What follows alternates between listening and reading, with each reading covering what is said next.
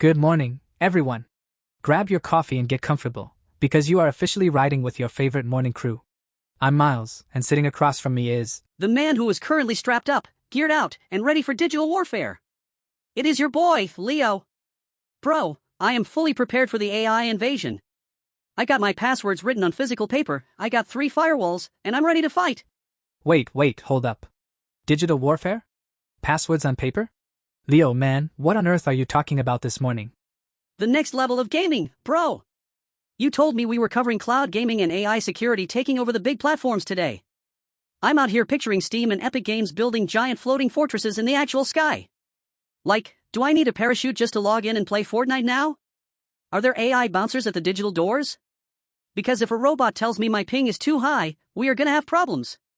Okay, take a deep breath, man. Put the parachute away. I promise you don't need to jump out of an airplane to check your Steam library. No cap? Because I literally just bought aviator goggles online, bro. Like, non-refundable. Well, you can wear the goggles if it makes you feel better, but we are keeping our feet firmly on the ground today. When we say the next level of gaming platforms, we aren't talking about floating castles or robot bouncers. We're talking about the massive, silent revolution happening right now with the tech behind the scenes. Oh, so no sky drops? Just nerds doing math? Then why do I need to care? Because those nerds doing math are completely changing how the entire entertainment market works. We're talking about how platforms like Steam and Epic Games are evolving way past just being digital storefronts. They are using advanced cloud infrastructure and AI security to completely reshape how we play, how developers build, and more importantly, how the big money flows in the gaming industry. Wait, money? Did you say money? Okay, you should have started with that. If these platforms are leveling up, does that mean the gaming stocks are hitting power-ups too? Exactly. It's shaking up the whole market. The business moves happening right now are honestly wilder than any final boss fight. So, if you want to know who is actually holding the controller for the next generation of gaming, you're in the right place. Say less! My wallet is stretched, my mind is blown, and the aviator goggles are staying on. Let's get into it. Alright, Leo. So today we are diving deep into the first massive shift happening in the gaming world, the cloud gaming revolution and infrastructure overhaul. This is all about how companies are moving away from traditional, heavy physical hardware and shifting everything into massive cloud servers. Wait, pause, hold the phone. No physical hardware? Miles, bro, don't play with me like this. Are you telling me my beloved PlayStation 5, my beautiful, shiny Xbox, and my ridiculously expensive RGB-lit gaming PC are just going to become extinct? Like dinosaurs? Bro, I spent 2 months rent on that PC. The lights change colors, Miles. It matches my mood. If it's useless now, I'm gonna cry right here in this studio. Man, relax. Nobody is coming to your house to confiscate your colorful PC. Your RGB lights are safe, I promise. But think about it this way. Remember back in the day, around 2005 or 2006, when Netflix was just a company that mailed physical DVD discs in those bright red envelopes to your house. Oh, man, the red envelopes. Yes! I used to wait by the mailbox like it was Christmas, just to watch Shrek 2. Exactly. And back then, if someone told you, "Hey Leo, in a few years those physical discs will be completely gone, and you'll stream 4K movies instantly on your phone while sitting on the subway," what would you have said? I would have told them they were living in a sci-fi movie and needed to stop eating sketchy microwave burritos. Streaming a whole movie on a phone? In 2006? That sounded like witchcraft, bro. Right. But look at us now in 2026. Nobody buys DVDs anymore. It's all in the cloud. And that exact same shift is happening to gaming right now.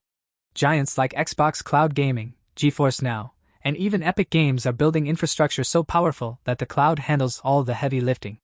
The game isn't running on your console, it's running on a supercomputer hundreds of miles away, and just beaming the video straight to your screen.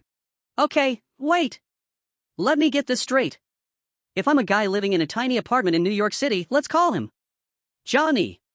Johnny has an ancient, dusty laptop from 2015 that can barely open a Google Doc without the fan sounding like a jet engine taking off. You're telling me Johnny can just open a browser tab, click a button, and suddenly he's playing Cyberpunk or Grand Theft Auto with maximum graphics, completely smoothly?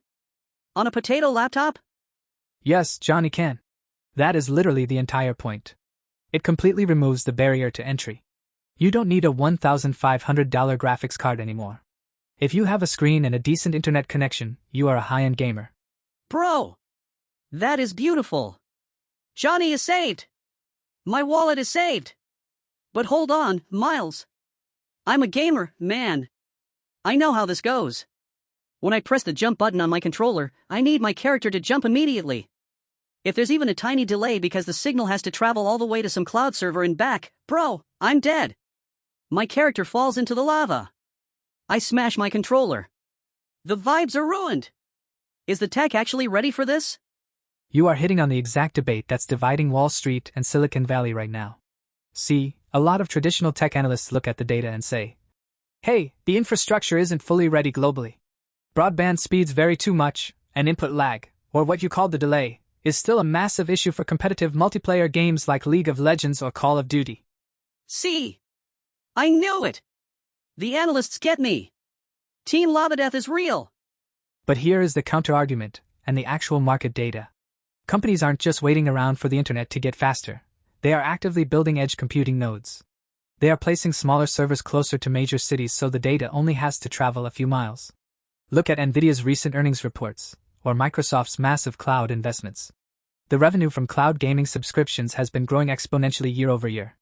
The data shows that for the vast majority of casual gamers, which is where the real mass market money is, the performance is already more than good enough. So, you're telling me the tech bros are actually winning this war? Oh, absolutely. They aren't just winning, they are changing the entire financial landscape of entertainment. When you look at the stock market, the companies providing the cloud infrastructure, the server farms, the advanced chips, are the ones seeing massive long-term value. Man, my mind is officially blown. Johnny in NYC is gaming on his potato laptop, Netflix red envelopes are crying in the corner, and the cloud is taking over the world. That's a very unique summary, Leo, but you're not wrong. And that's just the infrastructure side of things. Wait until we get into how they are securing all this data from hackers.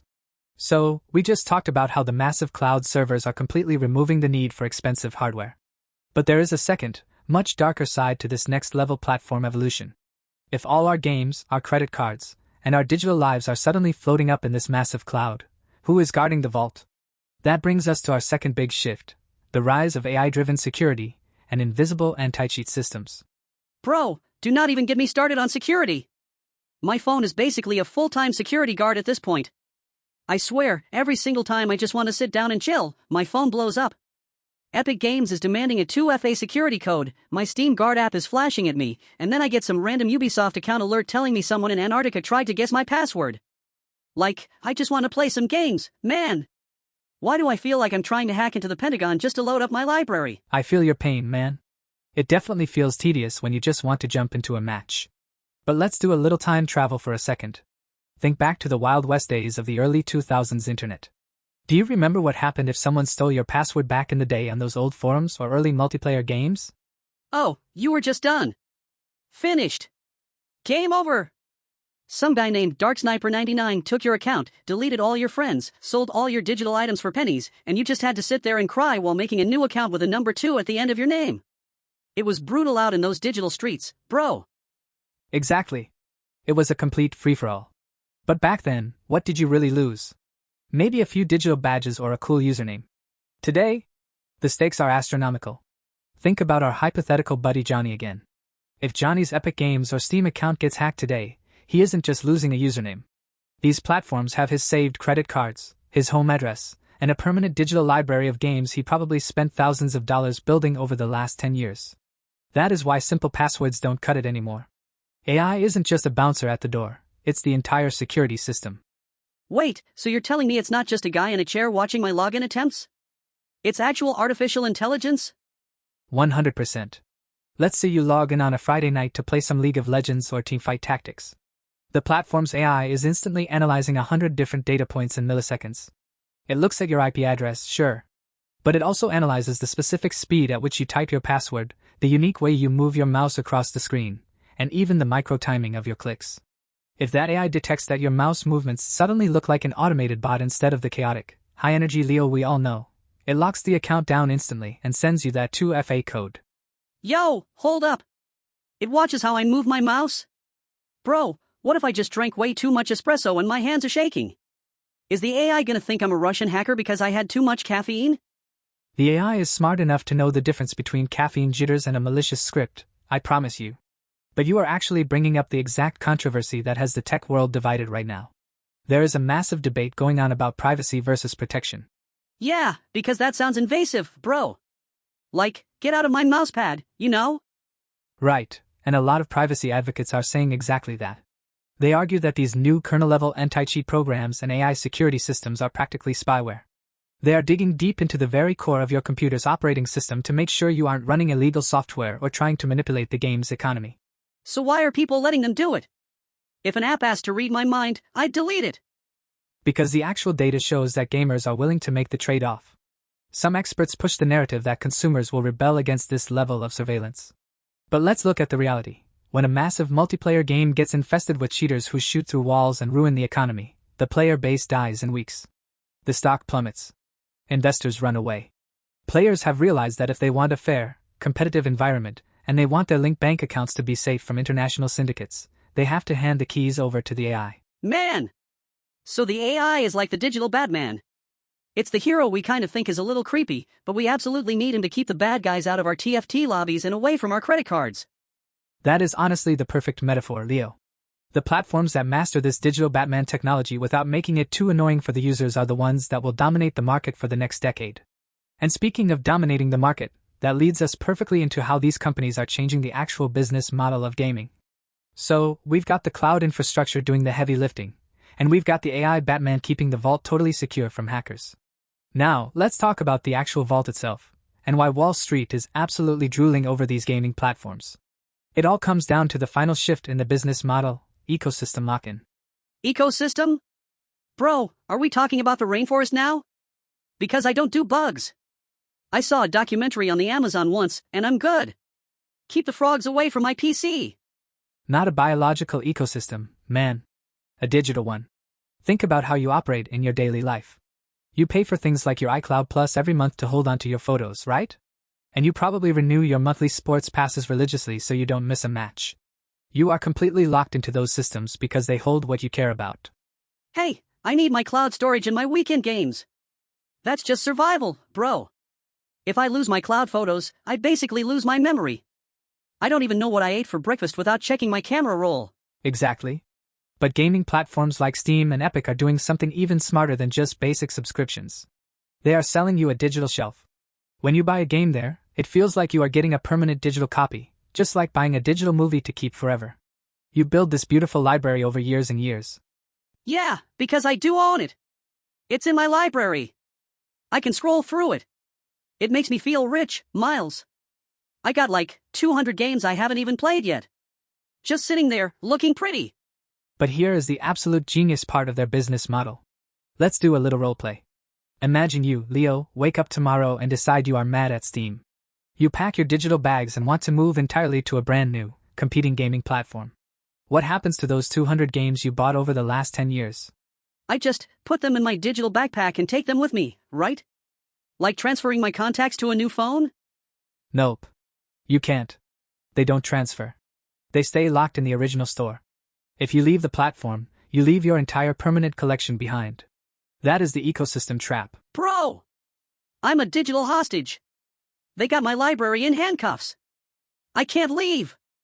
A very willing hostage. And this dynamic is exactly like the California gold rush of 1849. Everyone thinks the people who got filthy rich back then were the miners digging in the dirt for gold. But historically, the real billionaires of the gold rush were the merchants selling the pickaxes, the tents, and the blue jeans to the miners. Today, game developers are the miners, constantly spending millions to dig for that one viral hit game. But platforms like Epic and Steam? They are the merchants selling the digital pickaxes. They take a massive 30% cut of almost every single transaction that happens in their store, just for providing the shelf space. 30%? Just for holding the game? Bro, I am in the wrong business. I need to stop buying video games and start building digital shelves. I'll build them out of digital mahogany. That's exactly why these platform stocks are the foundational bedrock of tech investments right now. But of course, this massive profit margin has started a huge war. Some financial analysts and industry bears argue that this toll booth model is doomed. They say that massive game publishers will eventually rebel, pull their games off these storefronts, and just sell directly to the players to keep 100% of the profits. Yeah, that makes sense. If I spent 5 years making a game, I wouldn't want to give up 30% to some guy who just owns a launcher. I'd sell it straight out of the trunk of my digital car. Cash only. It sounds completely logical on paper. And some big companies actually tried it. They built their own independent launchers and forced players to download them. But the actual consumer data tells a completely different story. People absolutely hated it. Gamers are fundamentally creatures of convenience. If a game isn't on the one main launcher they already use, they simply won't play it. The data proves that consumers would rather wait for a game to drop on their preferred platform than download a new app and split their library. The convenience of having all your friends, your achievements, and your permanent digital copies in one single place entirely overrides the publisher's rebellion. Wow! So we are just lazy. We are so lazy that we made these platforms unstoppable juggernauts. I prefer the term convenience-driven. But yes, the ultimate winner in the next generation of gaming isn't the company that makes the best single game. It's the platform that provides the cloud infrastructure, secures it with AI, and makes the digital library so comfortable that you never, ever want to leave.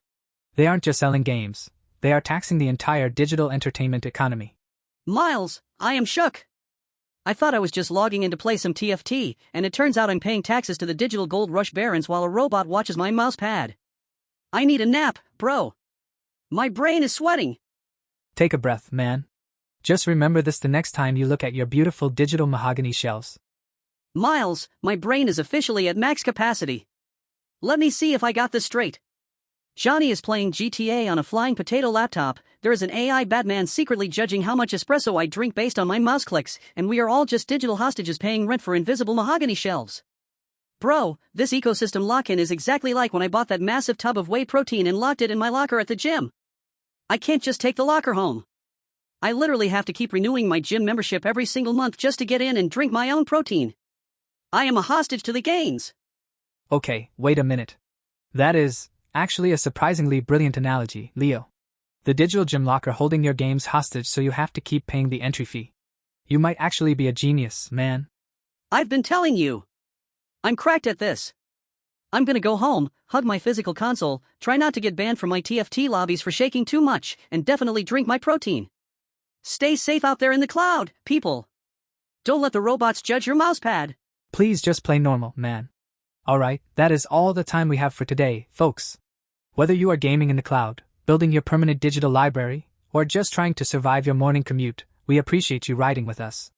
We will be right back here tomorrow morning with more news, more laughs, and probably more of Leo's wild revelations. Keep leveling up.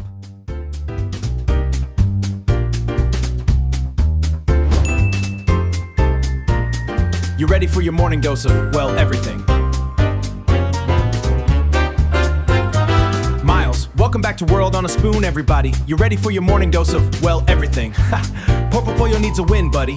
Not quite, Leo. Put the meme coins away for a second. We'll talk about something far important and potentially delicious. Leo delicious in a global food crisis that's brewing right under our noses. It's not just about prices at the grocery store. It's about how much the world supply chain is starting to look like a house of cards. Miles. Okay, so let's set the table. You know how when you're making a grilled cheese, need the bread, the butter, and the cheese? Right now, it's like we're running out of bread, and the butter costs 10 times what it last year. Leo, 10 times? So you're telling me my avocado toast is under threat? This is a national emergency. Miles. It's not avocado toast, but it's close. Think about wheat, corn, and soy, boys. 3 things that earn everything from your cereal to your burger bun. Leo, so what's breaking? Is it robots going on chain? Is it robots going on strike? Because I always knew they couldn't be trusted. No robots, my friend, back to 1970s. We had a similar situation, but it was mostly weather related. This time, it's a perfect storm of climate change, the lingering effects of the pandemic on shipping and, well, global politics, getting in the way of dinner. Global politics. So, like when my cousin Larry comes over for Thanksgiving and ruins the vibe. Exactly, but Larry is running a whole country. When major grain exporting regions face conflict or extreme weather, it's like one of the cooks in the kitchen just walked out and took the main course with them. Upbeat transition music. Miles, let's talk about the cost of your morning coffee. Leo, oh no, don't touch my caffeine. That's where I get my superpower from. Well, the price of coffee beans is hitting record highs. It's not because people are drinking more. It's because the farmers with extreme drought in South America and labor shortages everywhere. So, I appreciate enthusiasm, Leo, but it's a systemic issue. It's like everyone in the stadium wants a hot dog at the same time, but the guy at the stand only coffee savior. I appreciate the enthusiasm, Leo, but it's a systemic issue. It's like everyone in the stadium wants a hot dog at the same time, but the guy at the stand only has 2 buns left. So you're saying we're always bringing hot dogs? Some experts are fingers at big corporations for hoarding supply to keep prices up. It's a classic case aside of potential corporate greed. So they're like my brother who buys all the toilet paper at the start of the pandemic. I see what's happening, Miles, kind of, but others say it's just the natural chaos of a globalized market under stress. The truth is somewhere in the middle. Upbeat transition music, Miles. Alright, Leo, the moment of truth. What did you learn today? Lee, I learned that my avocado toasty are basically at war with the world, and that I should probably start hoarding bread. Miles, don't, Leo, the takeaway here isn't to panic. It's to think about where your food actually comes from. No, the smart play is to diversify your plate. Try explore different grains you haven't tried before. The less we rely on a single source, the more stable one becomes. It's like investing, you don't put all your money in one stock. So I should buy more meme coins? Miles, Leo, diversify away from meme coins, but you're getting the idea. The world's kitchen is complex. The more we understand the ingredients, the better the meal will world. Leo, that was a feast for the brain. Miles, my mind is officially full. We hope you feel a little smarter and a lot more ready to face the world. Don't forget to like and subscribe if you want to keep your spoon full, and tell Larry to stop the next one, folks. Music fades out.